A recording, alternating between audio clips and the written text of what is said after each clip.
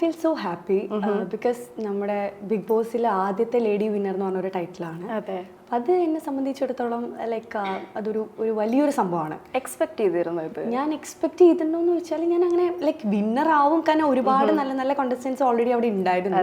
പക്ഷെ വിന്നർ ആവണം എന്ന് എനിക്ക് ആഗ്രഹം ഉണ്ടായിരുന്നു നന്നായിട്ട്. കാരണം എല്ലാവർക്കും അവിടെ വരുന്നവർക്കൊക്കെ ആഗ്രഹമാണ് 100 days നിൽക്കുക, വിന്നർ ആവാന്നൊക്കെ ഉള്ളത്. പക്ഷെ എന്തോ ഭാഗ്യത്തിന് അത് സംഭവിച്ചു. നടന്നതല്ലേ?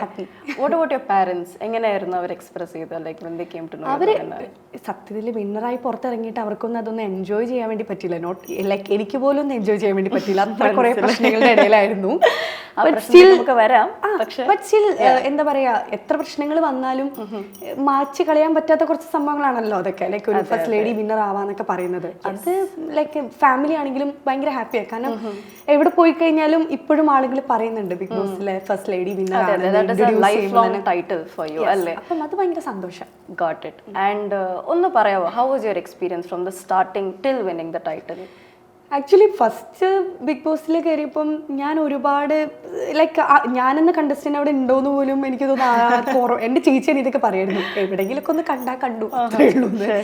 എനിക്ക് പിന്നെ ഓരോ കാരണങ്ങൾ ഇങ്ങനെ നമ്മൾ ഇടപെടേണ്ട കുറെ കാരണങ്ങളൊക്കെ വന്ന് കഴിഞ്ഞപ്പോൾ പിന്നെ ഓട്ടോമാറ്റിക്കലി ഞാനും അതിലിങ്ങനെ ആ ഒരു ഇതിനനുസരിച്ച് ഇങ്ങനെ പോകാൻ തുടങ്ങി.